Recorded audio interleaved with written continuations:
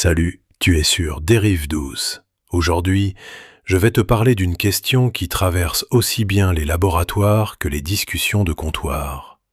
Et si tout ce que tu vis là, maintenant, n'était qu'un calcul tournant sur une machine que tu ne peux pas voir? On va explorer l'hypothèse de la simulation, celle qui a été formulée par le philosophe Nick Bostrom et popularisée ensuite par Elon Musk. C'est une idée qui inquiète, qui fascine et qui pose une question simple en apparence, mais redoutable une fois qu'on s'y attarde vraiment. Dis-moi en commentaire quelle heure il est chez toi ou comment s'est passée ta journée. Les commentaires ici rassemblent des gens agréables et sincères et j'aime beaucoup les lire. Si le projet Dérive douce te plaît, tu peux cliquer sur le lien en description pour le soutenir. Il y a une question qui semble venir de la science-fiction, mais qui appartient en réalité à la philosophie la plus sérieuse. Sommes-nous les auteurs de notre propre existence, en train de la vivre depuis l'intérieur, ou sommes-nous des personnages dans un calcul que quelqu'un ou quelque chose fait tourner sans que nous puissions jamais le constater? La question ne demande pas de trancher tout de suite. Elle demande d'abord d'être bien posée, ce qui est déjà, en soi, un exercice difficile. Ce qui rend cette hypothèse si importante, ce n'est pas seulement son contenu, mais la manière dont elle s'est infiltrée dans la culture. Des ingénieurs, des physiciens, des entrepreneurs milliardaires en parlent aujourd'hui comme d'une possibilité sérieuse, presque banale. Et pourtant, l'argument original, celui construit par Bostrom, est beaucoup plus fin et beaucoup plus prudent que ce que le grand public en a retenu. Il ne dit pas que nous vivons dans une simulation. Il propose un raisonnement en plusieurs branches, un calcul de probabilité appliqué à l'avenir des civilisations technologiques. C'est un travail de logique, pas une prophétie. L'idée touche à plusieurs couches à la fois. Il y a d'abord une couche technique, qui pose la question de savoir si un esprit, une conscience, une expérience du monde peuvent exister indépendamment du support physique qui les produit. C'est ce qu'on appelle le computationalisme, l'idée que ce qui compte, c'est le calcul lui-même, pas la matière qu'il exécute. Il y a ensuite une couche beaucoup plus ancienne, qui remonte à des siècles de doutes philosophiques sur la fiabilité de nos sens et de notre esprit. Et il y a enfin une couche presque politique, qui concerne les personnes et les milieux qui trouvent cette idée particulièrement séduisante aujourd'hui, et les raisons pour lesquelles elle leur parle autant. Ce qui frappe surtout, c'est que cette hypothèse ne se contente pas de rester dans les livres de philosophie. Elle change parfois la façon dont certaines personnes envisagent la douleur, la mort, ou même leurs propres choix moraux. Et pour d'autres, elle ne change absolument rien, ce qui est peut-être encore plus troublant. Une idée capable de bouleverser notre rapport au réel, mais qui peut aussi glisser sur nous sans laisser de traces, mérite qu'on s'y arrête sérieusement. On va donc commencer par revenir à l'argument tel qu'il a réellement été construit, loin de la version simplifiée qui circule dans les conversations et sur les réseaux. Parce qu'avant de se demander si l'on vit dans une simulation, il faut comprendre ce que cette phrase signifie vraiment, et ce qu'elle ne dit pas. Le trilemme de Bostrom repose sur une affirmation simple à énoncer, mais lourde de conséquences. À long terme, une civilisation technologiquement avancée n'a que 3 chemins possibles devant elle, pas un seul. Et ce sont ces 3 chemins qui forment l'argument, pas une conclusion unique jetée en pâture au public. Le premier chemin dit qu'une civilisation s'éteint avant même d'atteindre la capacité de simuler des mondes conscients. Guerre, effondrement écologique, catastrophe technologique, peu importe la cause précise, l'idée reste que la maturité technologique nécessaire n'est jamais atteinte. Le deuxième chemin dit qu'une civilisation atteint cette capacité, mais choisit de ne jamais l'utiliser, pour des raisons éthiques, religieuses, ou simplement par désintérêt collectif. Le troisième chemin, Celui qui fascine tout le monde dit qu'une civilisation atteint cette capacité et décide de créer un très grand nombre de simulations peuplées d'esprits conscients, à un point tel que ces esprits simulés deviennent statistiquement bien plus nombreux que les esprits nés dans un monde d'origine. Ce qui change tout, une fois qu'on regarde vraiment cette structure, c'est que Bostrom ne défend aucune de ces trois branches en particulier. Il déplace la question. Il ne demande pas si nous sommes simulés. Il demande laquelle de ces trois issues est la plus probable, à condition d'accepter certaines prémices sur la puissance de calcul future et sur la nature de la conscience. C'est un raisonnement conditionnel, presque un exercice de logique appliqué à l'avenir des civilisations, et non une déclaration sur ta vie à toi, maintenant, en train d'écouter cette phrase. L'insight vraiment central, celui qui échappe le plus souvent à la version populaire, c'est que si la troisième branche est vraie, alors la probabilité que toi, précisément, tu appartiennes à un monde simulé plutôt qu'au monde d'origine devient écrasante. Pas parce qu'on aurait une preuve directe, simplement parce que le nombre d'esprits simulés dépasserait de très loin le nombre d'esprits originaux, et qu'un raisonnement purement statistique te place presque automatiquement du côté majoritaire. C'est un argument sur les grands nombres, pas un argument sur ton expérience immédiate du monde. Cette nuance change profondément la portée de l'idée. La version qui circule dans les discussions de comptoir, et que tu as sans doute déjà entendue sous une forme ou une autre, prend un raccourci brutal. Elle retient uniquement la troisième branche, celle du grand nombre de simulations, et elle la présente comme si c'était la conclusion du philosophe lui-même.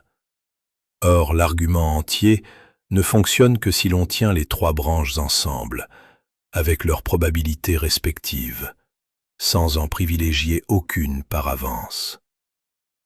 Réduire le trilemme à sa branche la plus spectaculaire, c'est prendre un raisonnement en trois temps et n'en garder que le climax, en oubliant que ce climax dépend justement des deux autres possibilités pour avoir un sens. La conséquence de cette confusion dépasse le simple malentendu académique. Elle transforme un exercice de probabilité honnête, construit pour rester prudent, en une affirmation qui sonne comme une révélation. Et une fois que l'idée circule sous cette forme simplifiée, elle produit un effet étrange sur celui qui l'écoute. Elle donne l'impression d'une certitude là où il n'y avait, à l'origine, qu'une architecture de possibilités soigneusement pesées les unes contre les autres. Reste une frontière que personne, pas même Bostrom, ne prétend pouvoir franchir. Même en acceptant l'intégralité du raisonnement, rien ne permet de savoir dans laquelle des trois branches nous nous trouvons réellement. L'argument peut établir qu'une possibilité est statistiquement favorisée si certaines conditions sont réunies. Il ne peut pas te dire si ces conditions le sont vraiment, ni te fournir un moyen de vérifier de l'intérieur à quelle branche appartient ton propre monde. Tu peux suivre toute la logique jusqu'au bout et te retrouver exactement là où tu as commencé, avec une probabilité entre les mains, mais aucune certitude à te mettre sous la dent. Il y a une question que je te pose directement et que tu peux te poser à toi-même là où tu es, assis ou allongé, en train d'écouter ma voix. Si demain tu apprenais, avec certitude absolue, que tout ce que tu vis est une simulation, qu'est-ce qui changerait vraiment dans ta vie? Pas dans tes idées, pas dans tes conversations de comptoir, dans tes gestes, dans ta manière de traiter les gens, dans ta façon d'avoir peur de la mort. La première réaction, presque instinctive, consiste à penser que tout deviendrait léger. Si la douleur n'est qu'un signal calculé, si la perte d'un être aimé n'est qu'une variable qui s'ajuste dans un système, alors peut-être que la souffrance perd de son poids. On imagine une sorte de soulagement philosophique, l'idée que rien n'a de conséquences ultimes, puisque rien n'est fait de matière définitive. C'est une tentation logique, et elle a même une cohérence interne. Mais elle se heurte immédiatement à un fait que personne ne peut contourner. La douleur simulée, si elle est ressentie exactement comme la douleur réelle, produit exactement le même effet sur celui qui la vit. Un calcul qui imite parfaitement la souffrance n'est pas une souffrance amoindrie. Il est vécu avec la même intensité, sans réduction, sans rabais. Là se trouve un premier verrou. Croire vivre dans une simulation ne dissout pas automatiquement le poids de l'expérience. Cela déplace seulement la question de savoir où se situe l'origine de la douleur, sans toucher à sa texture. Tu peux savoir, intellectuellement, que ton chagrin est peut-être le produit d'un processus computationnel quelque part. Cela ne change rien à la nuit où tu ne dors pas. Le critère qui permet de juger si cette croyance a une réelle portée morale, c'est de regarder ce qu'elle fait à la responsabilité. Si je pense que le monde est simulé, est-ce que je continue à me sentir responsable de mes actes envers les autres?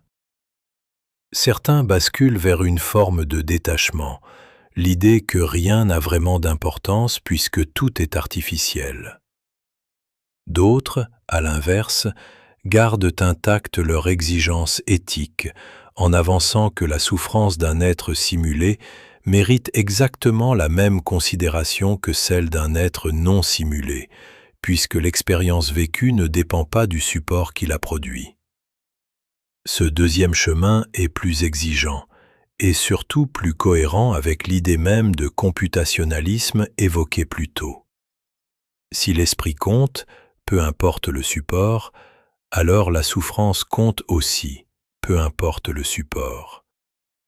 Les conséquences de ce choix ne restent pas abstraites. Une personne convaincue que rien n'a d'importance parce que tout est simulé peut se désengager de ses proches, relâcher sa vigilance morale, justifier des comportements destructeurs par l'idée que rien n'est réel de toute façon. Une personne qui garde l'exigence éthique intacte, malgré l'hypothèse, traverse l'idée sans qu'elle laisse de traces visibles dans son comportement quotidien. Et c'est précisément ce deuxième cas qui devrait interroger davantage que le premier. Une hypothèse aussi vertigineuse, capable en théorie de redéfinir toute la nature du réel, et qui pourtant ne modifie rien dans les gestes concrets d'une vie, cela devrait te sembler étrange.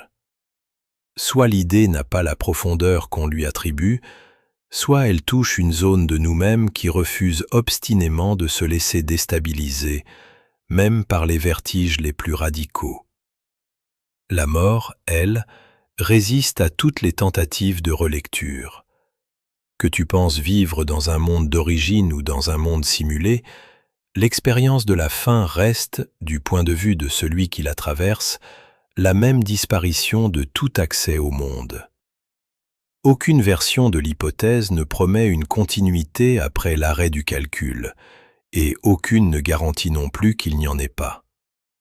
Tu te retrouves face à la même incertitude qu'avant d'avoir entendu parler de simulation, seulement habillé d'un vocabulaire différent, plus technique, plus contemporain. Il existe une frontière que même les défenseurs les plus convaincus de l'hypothèse n'osent pas franchir. Aucun d'eux ne prétend que croire à la simulation devrait te dispenser d'aimer, de protéger, de réparer ce que tu casses chez les autres. La croyance peut colorer l'interprétation du monde. Elle ne dissout jamais l'obligation ressentie envers ceux qui souffrent à côté de toi. Et c'est peut-être là que se loge la vraie limite de l'hypothèse de la simulation. Elle peut redessiner ta cosmologie entière sans jamais toucher, au fond, à ce que tu dois à celui qui pleure dans la pièce d'à côté. Il faut maintenant regarder ce que le mot « simulation » recouvre vraiment quand on l'emploie ici. Parce que la plupart des malentendus viennent de là. On imagine spontanément quelque chose comme un jeu vidéo perfectionné, un décor numérique posé autour de toi, avec des murs en pixels et un ciel qui serait du code. Ce n'est pas ce que vise l'hypothèse dans sa version sérieuse. Le mécanisme qu'elle suppose touche l'esprit lui-même, pas seulement le décor qui l'entoure. L'idée qui porte tout l'édifice s'appelle le computatatialisme. Elle avance que ce qui fait qu'un esprit pense, ressent, se souvient, dépend uniquement de la manière dont l'information circule et s'organise, pas du matériau précis qui héberge cette organisation.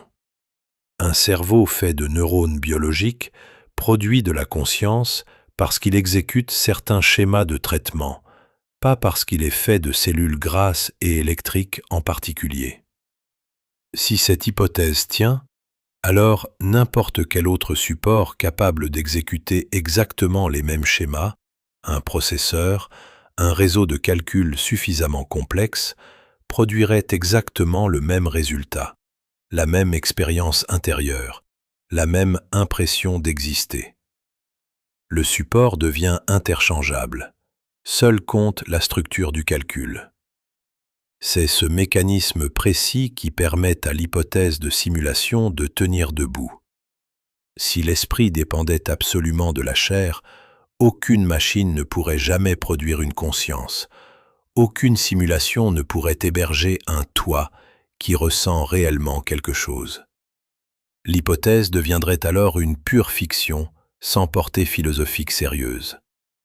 Mais si l'esprit est avant tout un motif d'organisation, indépendant de son substrat, alors rien n'empêche en principe qu'un très grand ordinateur quelque part fasse tourner un motif identique au tien, avec la même richesse intérieure, la même impression de continuité, le même sentiment d'être quelqu'un qui écoute une voix en ce moment précis. À quoi sert un tel mécanisme une fois qu'on l'a posé ? Il sert à rendre l'hypothèse cohérente avec elle-même. Sans le computationnalisme, l'idée de simulation resterait une image vague, un peu comme dire que le monde est un rêve, sans jamais expliquer comment un rêve pourrait produire un esprit qui se croit réel. Avec le computationnalisme, l'argument gagne une structure presque technique. On peut alors parler de puissance de calcul nécessaire, de fidélité du modèle, de ressources requises pour simuler des milliards d'esprits en parallèle. L'hypothèse cesse d'être une simple métaphore poétique et devient un scénario qu'on peut, en théorie, décrire avec les catégories de l'informatique. C'est justement là que le mécanisme commence à grincer. Personne, à ce jour, ne sait expliquer de façon satisfaisante comment un traitement d'information, quelle que soit sa complexité, produit une expérience vécue plutôt qu'un simple traitement aveugle de données. Un thermostat traite de l'information sur la température sans que personne ne lui attribue une intériorité. Un cerveau humain traite de l'information et semble, lui, produire un vécu, une sensation d'être là. Entre les deux, on ne sait toujours pas tracer la ligne avec certitude. Le computationnalisme suppose que cette ligne se situe uniquement du côté de la complexité et de l'organisation du traitement. D'autres pensent qu'il manque un ingrédient supplémentaire, que le calcul seul, si sophistiqué soit-il, ne suffit pas à faire naître une conscience. Cette faille n'est pas un détail technique parmi d'autres. Elle touche le cœur même de l'hypothèse. Si le computationnalisme est faux, alors toute la construction du trilemme et de la simulation perd son fondement, puisque simuler un cerveau sur un ordinateur ne produirait jamais qu'une imitation extérieure sans personne à l'intérieur pour la vivre. Le monde continuerait de tourner, en apparence exactement pareil, mais sans qu'il y ait le moindre toi réellement présent derrière tes propres pensées simulées. C'est une possibilité qu'on ne peut ni prouver ni écarter, et qui rend l'ensemble de l'argument suspendu à une question de philosophie de l'esprit qu'aucune expérience n'a encore permis de trancher. Ce que cela laisse, en fin de compte, c'est une hypothèse qui repose sur un pari silencieux. Accepter l'idée de simulation, c'est accepter, souvent sans même le remarquer, que l'esprit puisse se détacher entièrement de sa matière d'origine et migrer, intact, vers n'importe quel support suffisamment puissant. C'est une conviction énorme, glissée discrètement sous une image qui semble, à première vue, purement technologique. Ce pari silencieux dont je parlais n'est pas né avec les ordinateurs. Il traîne derrière lui plusieurs siècles de philosophie et deux issues s'ouvrent quand on remonte jusqu'à sa source. La première conséquence possible, c'est de découvrir que l'hypothèse de simulation n'invente rien de nouveau, qu'elle recycle un vertige déjà pensé, déjà nommé, déjà traversé par des esprits qui n'avaient ni processeur ni réseau de calcul pour l'illustrer. René Descartes, au XVIIe siècle, imagine un scénario radical pour tester la solidité de ses propres certitudes.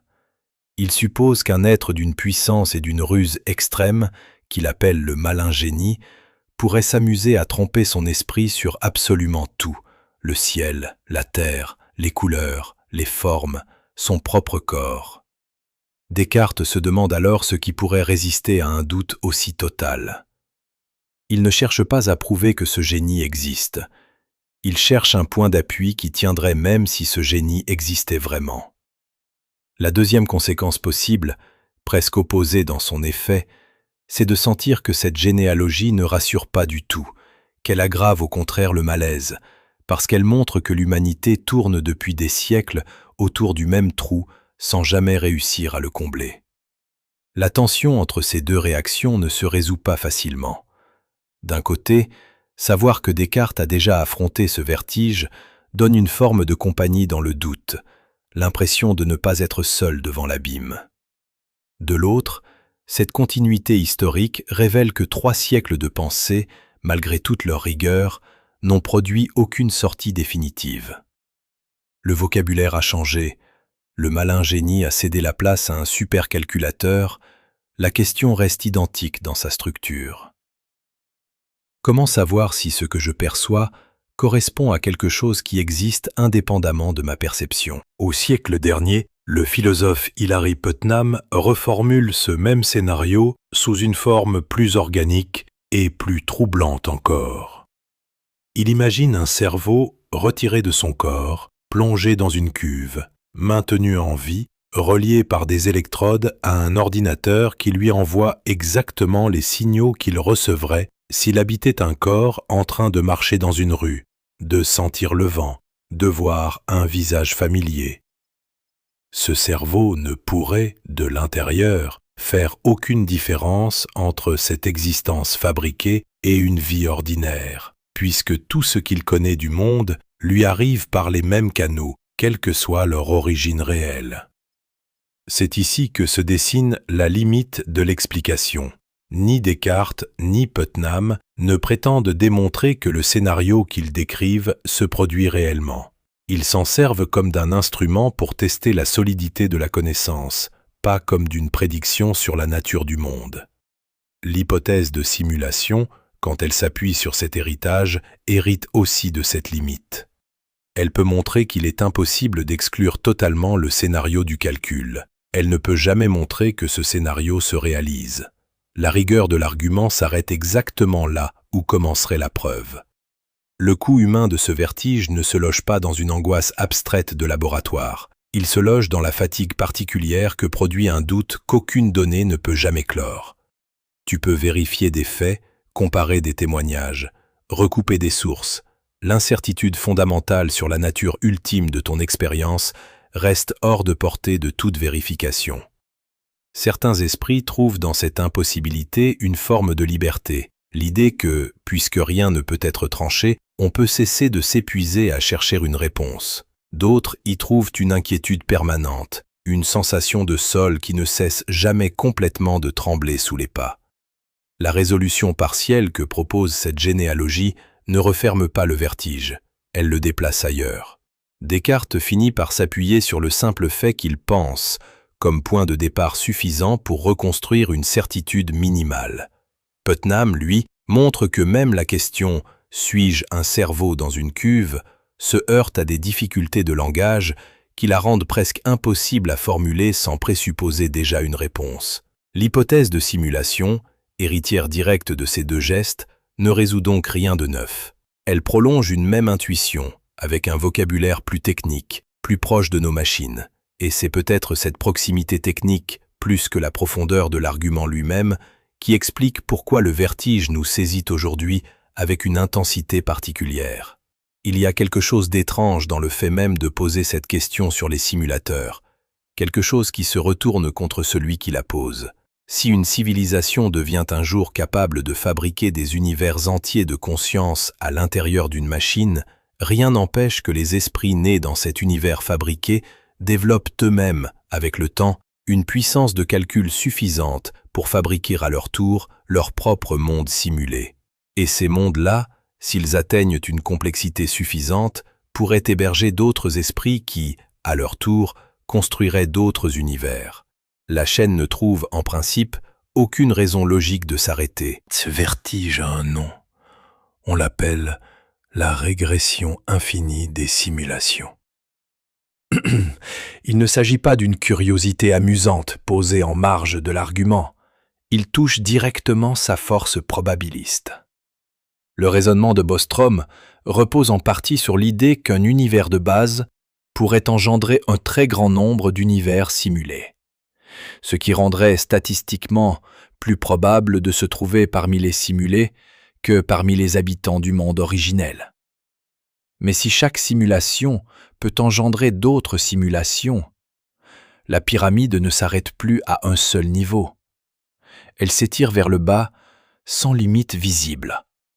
Un univers de calcul portant en lui d'autres univers de calcul, comme des poupées russes numériques dont on ne sait jamais si on tient la dernière ou une parmi des milliers. La tentative naturelle pour calmer ce vertige consiste à chercher un plancher, un premier niveau réel qui porterait tous les autres sans être lui-même porté. On imagine alors qu'il existe forcément, quelque part, un univers fait de matière brute, non calculée, un socle physique originel sur lequel s'appuierait toute la pyramide, même infinie en apparence. Cette solution rassure, parce qu'elle redonne un point fixe, une base solide sous les pieds, même si cette base reste hors de portée, cachée sous des couches de simulation empilées les unes sur les autres. Ce plancher, pourtant, ne peut pas être garanti par le raisonnement lui-même. Rien dans l'argument n'exige qu'un univers de base existe forcément quelque part, immatériel, non simulé, insensible à son propre vertige. On peut très bien imaginer une structure où chaque monde simulé engendre le suivant sans qu'aucun niveau n'ait jamais été le premier. Une chaîne sans origine repérable. Un peu comme demander où commence un cercle. La logique probabiliste, qui fonctionne très bien pour comparer un nombre fini de niveaux, se dérègle dès qu'on la pousse vers l'infini. Parce que les probabilités elles-mêmes cessent de se comporter de façon stable quand le nombre de cas possibles n'a plus de limite fixe. C'est pour cela que la résolution cherchée échoue toujours à se stabiliser. Poser un plancher revient à ajouter, discrètement, une hypothèse supplémentaire que rien dans l'argument original ne réclamait vraiment. Refuser ce plancher revient à accepter une structure sans fondement repérable, ce qui rend absurde l'idée même de calculer une probabilité d'être en haut ou en bas de la pile, puisqu'il n'y a peut-être ni haut ni bas dans un ensemble sans premier étage. L'argument, qui semblait rigoureux tant qu'on le maintenait à un seul niveau de simulation, perd une partie de sa netteté dès qu'on le laisse se déployer jusqu'au bout de sa propre logique. Ce qui reste, pour toi qui écoutes cette pensée se déplier, C'est une sensation particulière, presque physique. Tu cherches un sol, un niveau qu'on pourrait enfin appeler réel, sans arrière-pensée. Et ce sol recule chaque fois qu'on croit l'atteindre. La régression infinie ne prouve rien sur ta situation précise dans cette pile hypothétique. Elle montre surtout que l'esprit humain, confronté à une chaîne sans fin visible, cherche presque instinctivement un point d'arrêt, même quand rien ne garantit qu'un tel point existe. La question de savoir combien de couches de calcul te séparent d'une matière première authentique reste, et restera sans doute, sans réponse accessible depuis l'intérieur d'une seule de ces couches. La question qui suit le vertige des simulations empilées les unes dans les autres, c'est celle-ci. Peut-on, un jour, sortir du raisonnement pur et aller chercher, dans le monde physique lui-même, une preuve concrète que nous vivons à l'intérieur d'un calcul? L'ambition affichée par certains physiciens est immense. Ils parlent de trouver, quelque part dans les lois de la nature, une trace, une empreinte digitale laissée par le programme qui ferait tourner l'univers, un peu comme un artisan laisse malgré lui la marque de son outil sur la matière qu'il façonne. Cette ambition, ramenée à sa forme la plus concrète, se resserre presque toujours sur un seul type d'expérience. Certains physiciens ont proposé de chercher, dans le comportement des rayons cosmiques les plus énergétiques qui traversent l'univers, un signe indirect d'une structure discrète sous-jacente, une sorte de grille invisible qui découperait l'espace en unités minuscules, comme les pixels d'un écran découpent une image en points trop petits pour être vus séparément. Si l'espace n'était pas continu à l'infini, mais fait de cases élémentaires, certaines particules très rapides devraient, selon ce raisonnement, se comporter d'une façon légèrement différente de ce que prévoit la physique habituelle.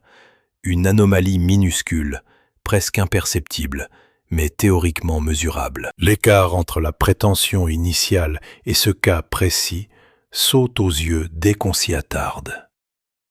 Trouver une telle anomalie ne prouverait absolument pas l'existence d'un ordinateur cosmique derrière la réalité. Cela montrerait seulement que l'espace possède, à une échelle extrêmement fine, une structure granulaire plutôt que parfaitement lisse, ce qui pourrait s'expliquer par plusieurs théories physiques n'ayant rien à voir avec l'idée de simulation.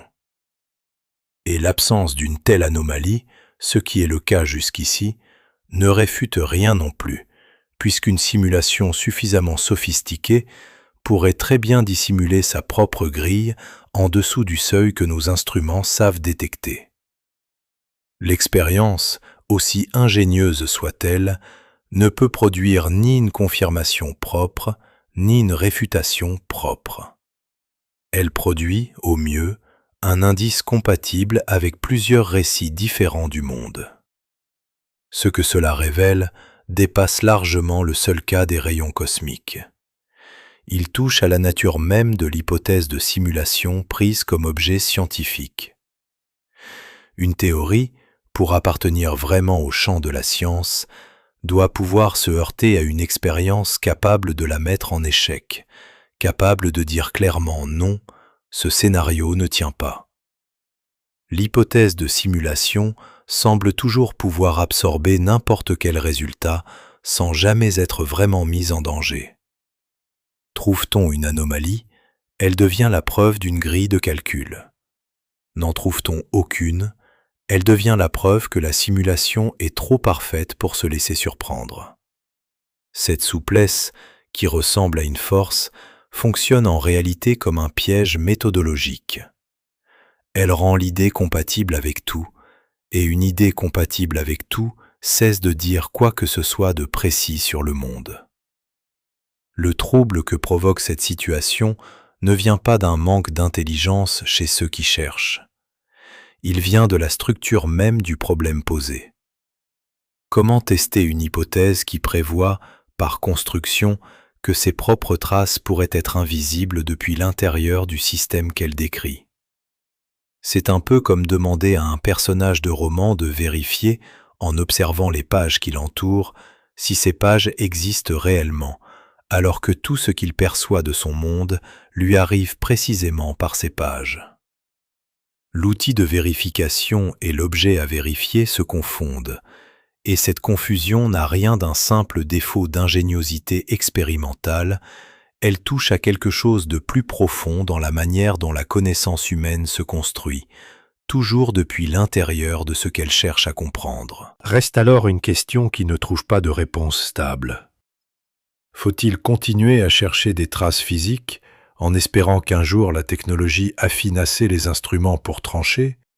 Ou faut-il accepter que certaines idées, aussi cohérentes soient-elles dans leur logique interne, resteront à jamais hors de portée de toute expérience décisive, condamnées à flotter entre la rigueur du raisonnement et l'impossibilité du verdict?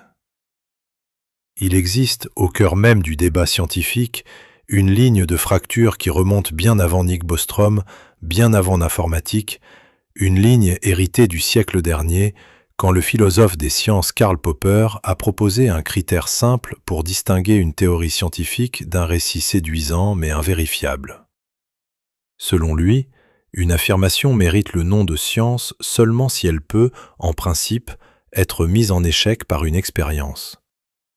Une théorie qui explique tout, qui absorbe n'importe quel résultat sans jamais risquer d'être contredite, sort du champ scientifique, même si elle paraît cohérente, même si elle est défendue avec des mathématiques élégantes. C'est ce critère précis que certains chercheurs brandissent aujourd'hui contre l'hypothèse de simulation en la rangeant du côté de la métaphysique, à côté des grandes questions sur l'existence de Dieu ou sur la nature ultime du temps, des questions fascinantes mais qui échappent, par nature, au laboratoire. De l'autre côté de cette ligne se tiennent des physiciens et des philosophes qui refusent cette relégation. Leur position ne consiste pas à nier la difficulté de tester l'hypothèse. Elle consiste à dire que l'histoire des sciences regorge d'idées longtemps restées hors de portée de toute expérience avant de devenir, des décennies plus tard, vérifiables grâce à des instruments qu'on n'imaginait pas encore. L'existence des atomes a été défendue théoriquement bien avant qu'on puisse les observer directement. Les ondes gravitationnelles ont été prédites un siècle avant leur détection. Pour ce camp, juger une hypothèse irrecevable simplement parce qu'elle résiste aux moyens actuels revient à confondre l'état provisoire de la technique avec une frontière définitive du savoir. Le point où ces deux positions se rejoignent, presque malgré elles, mérite d'être regardé de près. Aucun des deux camps ne prétend disposer aujourd'hui d'un test capable de trancher. Les deux s'accordent sur ce constat brut. L'hypothèse de simulation ne produit, pour l'instant, aucune prédiction qui la distinguerait clairement d'un univers non simulé. La différence ne porte donc pas sur les faits disponibles, elle porte sur l'interprétation de ce manque. Pour les uns, ce silence expérimental signe une appartenance au registre du récit plutôt qu'à celui de la science. Pour les autres, il signe seulement l'immaturité provisoire d'une question encore neuve, comparable à celle que posaient les atomistes de l'Antiquité avant l'invention du microscope. Ce qui ne se résout pas, dans cette confrontation, touche à quelque chose de plus vaste que le seul cas de la simulation. La physique théorique contemporaine produit depuis plusieurs décennies des constructions d'une grande sophistication mathématique qui décrivent des univers parallèles, des dimensions cachées, des structures que rien, à ce jour, ne permet d'observer. La théorie des cordes, l'hypothèse du multivers, partagent avec l'hypothèse de simulation cette même situation inconfortable, une cohérence interne remarquable, un pouvoir explicatif réel et une incapacité persistante à se confronter au réel par l'expérience. La frontière entre connaissances vérifiées et récits rigoureux devient, dans ces zones, difficile à tracer avec netteté, et personne, ni d'un côté ni de l'autre, ne détient d'arguments capables de clore définitivement le débat. Cette tension te concerne directement, bien au-delà des laboratoires. Elle montre que le mot « science » ne désigne pas un territoire aux frontières fixes, gravé une fois pour toutes, mais un espace en négociation permanente, où des chercheurs sérieux se disputent encore la légitimité même de certaines questions. Croire que la science tranche toujours nettement entre ce qui est vrai et ce qui ne l'est pas revient à ignorer ces zones grises où elle avance à tâtons, portée par des intuitions mathématiques qu'aucune expérience ne vient encore confirmer. L'hypothèse de simulation vit précisément dans cette zone, suspendue entre la rigueur qui la rend respectable et l'absence de preuves qui la rend, pour l'instant, indécidable, un peu comme un dossier judiciaire solide sur le papier, mais que personne n'a encore pu instruire devant un tribunal capable de juger. Il y a un instant précis où une idée philosophique cesse d'appartenir au philosophe. On ne le remarque pas sur le moment. Un raisonnement construit avec précaution, chargé de nuances et de conditions, se retrouve un jour résumé en une phrase, prononcée sur une scène, devant un public qui n'a lu ni l'argument original, ni ses limites. C'est exactement ce qui arrive à l'hypothèse de Nick Bostrom quand elle traverse le filtre médiatique porté par Elon Musk lors d'une conférence où il affirme, en substance, que la probabilité pour que nous vivions dans la réalité de base plutôt que dans une simulation est extrêmement faible. La phrase circule ensuite sans son contexte, sans le trilemme, sans les trois branches du raisonnement, réduite à une affirmation sèche qui sonne comme une révélation. Ce glissement obéit à un principe qui dépasse largement ce cas particulier. Toute idée complexe qui entre dans la culture populaire subit une compression brutale. Elle perd ses conditions, ses nuances, ses branches alternatives, pour ne conserver que ce qui frappe l'imagination et se répète facilement. Une théorie scientifique devient une formule. Un raisonnement probabiliste devient une certitude. Ce mécanisme n'a rien de spécifique à la simulation. Il façonne la façon dont presque toute idée savante rejoint le langage courant, du principe d'incertitude en physique jusqu'aux théories de l'évolution, toujours simplifiées jusqu'à devenir méconnaissables pour ceux qui les ont formulées. Pousse ce principe jusqu'à sa limite avec le cas Musk et regarde ce qui se produit. Sa position dans le monde technologique lui donne un poids que n'a aucun philosophe universitaire, aussi rigoureux soit-il. Quand un homme reconnu pour construire des fusées et des voitures électroniques déclare que la réalité est probablement un calcul, cette parole ne circule pas comme une opinion parmi d'autres. Elle circule comme une prédiction venue de quelqu'un censé connaître l'avenir de la technique. L'autorité technique se transforme en autorité métaphysique, sans que personne ne remarque le glissement. Le trilemme de Bostrom, qui ne tranchait rien et se contentait de proposer 3 issues possibles, devient dans cette version populaire une thèse affirmative, presque une conviction personnelle, ce que l'argument original ne prétendait jamais être. C'est précisément là que le principe se brise. La compression ne se contente pas de simplifier, elle inverse la nature même de l'énoncé. Un raisonnement prudent, construit sur des probabilités et des conditions, devient une déclaration tranchée qui circule sous forme de blagues, de mèmes, d'images partagées des millions de fois, montrant un monde en pixels ou une main qui traverse un écran. L'inquiétude philosophique authentique que porte l'hypothèse se dissout dans l'humour ou dans un vertige de quelques secondes, vite oublié en refermant l'application. Le même fait circuler l'idée plus loin que jamais, dans des cercles que la philosophie académique n'atteindra jamais, mais il vide en même temps cette idée de sa substance argumentative. Il la transforme en curiosité plutôt qu'en question à tenir dans la durée. Ce paradoxe mérite qu'on s'y arrête. La popularisation sauve l'hypothèse de l'oubli tout en la trahissant. Elle la maintient vivante dans les conversations, dans les articles, dans les vidéos qui se partagent en quelques secondes, mais au prix d'une déformation qui rend presque impossible, pour la majorité de ceux qui l'entendent, de saisir qu'il s'agit d'un raisonnement probabiliste et non d'une prophétie technologique. L'idée de simulation devient un objet culturel autonome, détaché de son auteur, capable de vivre sa propre vie dans l'imaginaire collectif, indépendamment de ce que Bostrom a réellement écrit. Et ce détachement pose une autre question, plus dérangeante encore. Pourquoi cette idée précisément trouve-t-elle un tel écho justement dans les milieux qui construisent les technologies les plus puissantes de notre temps? Pourquoi des ingénieurs, des entrepreneurs, des figures capables de façonner concrètement l'avenir numérique se sentent-ils particulièrement attirés par l'idée que le monde entier pourrait n'être qu'un programme parmi d'autres? Cette attirance n'a probablement rien d'un hasard, et elle mérite qu'on la regarde de près, au-delà du simple mème, au-delà de la blague partagée sur un écran. Cette attirance n'a rien d'accidentel, et pour la comprendre, il faut regarder de près ce que fabrique concrètement la Silicon Valley depuis 20 ans. On y construit des mondes entiers à partir de rien. Des jeux vidéo qui simulent des économies, des sociétés, des écosystèmes complets, tournant sur des serveurs quelque part dans un hangar climatisé.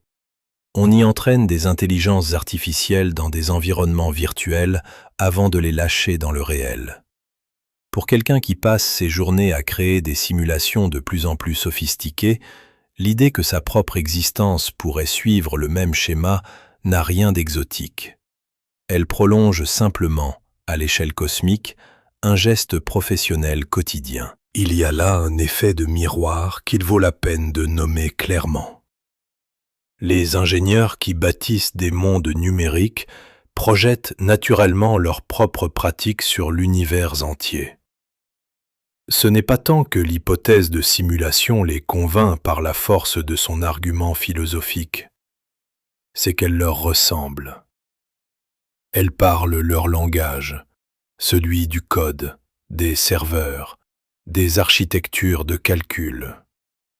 Quand on passe sa vie à optimiser des systèmes, à penser en termes de ressources, de puissance de traitement, de latence, il devient presque naturel d'imaginer que la réalité elle-même obéit à ces mêmes contraintes techniques. Mais cette séduction porte aussi une dimension moins innocente. Croire que le monde entier fonctionne comme un programme place, symboliquement, ceux qui maîtrisent les programmes dans une position particulière. Si la réalité est fondamentalement une question de calcul, alors ceux qui possèdent l'expertise du calcul détiennent une forme de proximité privilégiée avec la nature ultime des choses. L'hypothèse de simulation, sans que personne ne le formule ainsi explicitement, flatte discrètement l'autorité de ceux qui la portent. Elle transforme une compétence technique très spécifique en une forme de sagesse cosmique. Cette dynamique n'est pas propre à l'informatique. Chaque époque a eu tendance à imaginer l'univers à l'image de sa technologie la plus avancée. Le XVIIe siècle, fasciné par les horloges et les automates, a produit des philosophes qui voyaient le monde comme un mécanisme d'engrenage parfaitement réglé. Le XIXe siècle, porté par la thermodynamique et la machine à vapeur, a pensé l'univers en termes d'énergie et d'entropie. Il n'est donc pas surprenant que notre époque, façonnée par le numérique, imagine la réalité comme un calcul. Ce n'est pas nécessairement que le monde soit devenu plus proche de l'informatique, c'est que nous pensons désormais avec les outils que nous avons sous la main, et que ces outils deviennent, presque malgré nous, les métaphores de tout le reste. Reste une question qui pèse plus lourd que les autres. Quand une idée cosmique flatte à ce point les intérêts et l'image de soi de ceux qui la diffusent le plus fort, faut-il continuer à la traiter comme une hypothèse neutre, purement philosophique, détachée de tout enjeu de pouvoir? Ou faut-il admettre que même les questions les plus abstraites sur la nature du réel portent toujours, quelque part, la trace de qui les pose et de ce que cette personne a intérêt à croire? Il y a une question qui semble presque enfantine, celle qu'on pose souvent en plaisantant après avoir évoqué l'hypothèse de simulation. Si notre univers tourne sur les serveurs d'une civilisation plus avancée, Qui fait tourner les serveurs de cette civilisation-là? La réponse spontanée, c'est de hausser les épaules et de dire que ça n'a pas d'importance, que c'est un jeu de logique sans fin, une curiosité amusante qui ne mène nulle part.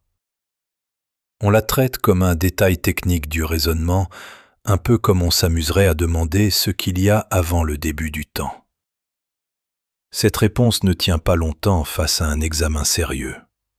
La question de savoir qui simule les simulateurs n'est pas un accessoire du raisonnement, elle en est le point le plus fragile et le plus révélateur. Elle rejoue, avec le vocabulaire du calcul, une structure de pensée vieille de plusieurs millénaires. Chaque fois qu'un système explicatif propose une cause à un phénomène, la question suivante surgit inévitablement, celle de la cause de cette cause. Les théologiens médiévaux ont buté sur exactement ce problème en cherchant à démontrer l'existence d'un créateur. Si tout est fait à une cause, alors la chaîne des causes doit soit remonter indéfiniment, soit s'arrêter sur quelque chose qui n'a pas besoin d'être causé, un premier moteur immobile, une cause en soi. L'hypothèse de simulation reproduit ce schéma presque trait pour trait, en remplaçant le mot cause par le mot simulateur et le mot créateur par le mot programmeur. Regarde comment se déploie cette régression une fois qu'on l'accepte comme point de départ. Si notre monde est simulé par une civilisation, rien n'empêche cette civilisation d'être elle-même simulée par une autre, plus haut dans la hiérarchie, et ainsi de suite, sans qu'aucune raison logique n'impose un point d'arrêt naturel. La chaîne peut continuer indéfiniment, ou elle doit buter, quelque part, sur un niveau qui n'est simulé par rien, un socle ultime, une réalité de base au sens plein du terme. Ce socle joue exactement le rôle qu'occupait autrefois le créateur premier dans les raisonnements théologiques classiques, celui qui échappe à la question qu'on pose à tout le reste.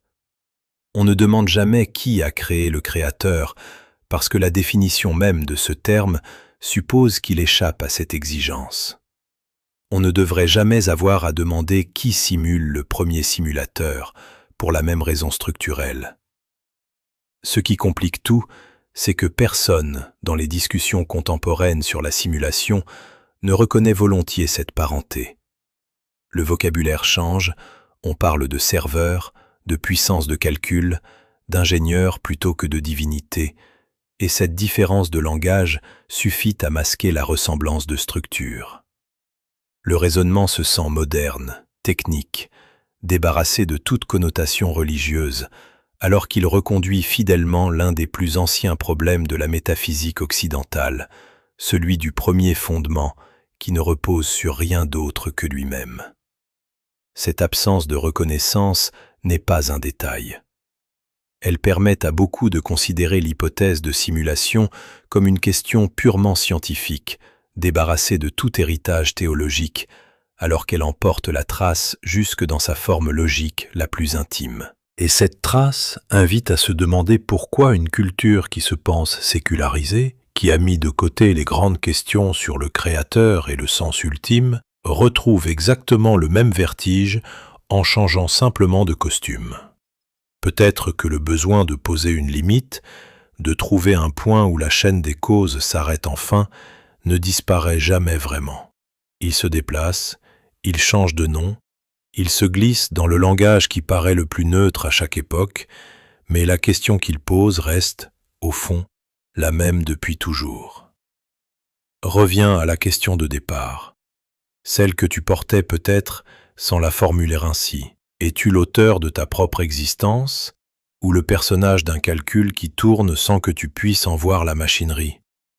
Tu remarqueras que rien dans tout ce parcours n'a répondu à cette question. Et c'est précisément là que se niche la chose la plus intéressante. L'hypothèse de Bostrom n'a jamais prétendu trancher. Elle propose 3 branches possibles, elle pèse leurs probabilités respectives, et elle laisse ouverte la porte que nous soyons, effectivement, des existences calculées. Mais entre ce raisonnement mesuré et l'idée qui circule aujourd'hui dans les conversations, sur les plateaux, dans les blagues virales, Il y a un écart immense. Ce que Musk a popularisé, ce que des millions de gens répètent sans l'avoir jamais lu chez Bostrom, c'est une version simplifiée jusqu'à l'os, presque un slogan. Et ce slogan, tu l'as vu, ne reste jamais neutre. Il flatte ceux qui manipulent le code. Il reproduit une vieille structure théologique sous un vocabulaire technique. Il rejoue le vertige du malin génie de Descartes avec des serveurs à la place des démons. Ce qui frappe, si tu regardes l'ensemble d'un seul geste, c'est la répétition. À chaque génération, on retrouve la même inquiétude fondamentale sur la nature du réel, mais habillée avec les outils du moment. L'horloge, la vapeur, l'électricité et maintenant le calcul.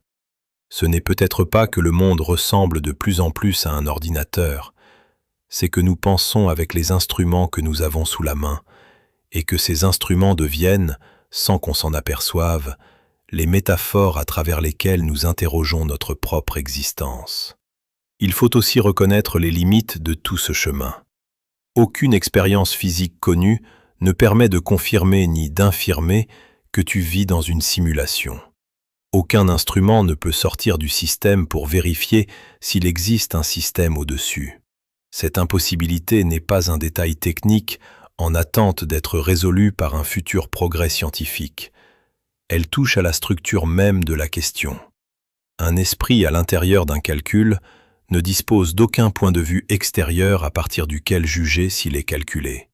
C'est cette impossibilité qui fait dire à une partie des scientifiques que l'hypothèse relève davantage de la métaphysique que de la physique, sans que cela la rende pour autant absurde ou inutile. Et c'est là que se referme, doucement, ce que tu as suivi depuis le début. L'hypothèse de simulation ne t'apprend peut-être presque rien sur la nature ultime du réel, mais elle t'apprend énormément sur ce que notre époque cherche désespérément. Une culture qui a démonté ses anciens récits sur le Créateur, sur le sens, sur l'origine première, retrouve exactement le même vertige, avec le même besoin d'un point d'arrêt, d'un socle, d'une explication ultime, simplement traduit dans le langage du calcul et des serveurs. Ce n'est pas un hasard si cette idée surgit précisément à l'ère numérique, quand nos vies elles-mêmes se dématérialisent partiellement dans des écrans, des données, des copies numériques de nous-mêmes qui circulent sans notre corps. L'hypothèse de simulation est peut-être moins une découverte sur le monde qu'un miroir tendu à une civilisation qui ne sait plus très bien où loger son besoin de sens. Tu retiens peut-être de tout cela quelques idées simples, que le raisonnement original est plus prudent que sa version populaire, que croire ou non à cette hypothèse change étonnamment peu de choses dans ta vie concrète, ce qui en dit long sur la nature du besoin qu'elle comble. Que la question du premier simulateur ramène, sans le dire, à des questions que l'humanité pose depuis toujours sur ses origines. Que cette idée n'est peut-être pas tant une réponse qu'un symptôme, celui d'une époque qui cherche un sens nouveau avec les mots de sa propre technologie. Tu n'as pas besoin de trancher ce soir si tu es réel ou calculé. Tu peux simplement laisser cette question flotter, sans urgence, comme une part de mystère qui accompagne l'existence depuis toujours, quel que soit le nom qu'on lui donne à chaque siècle. Bonne nuit.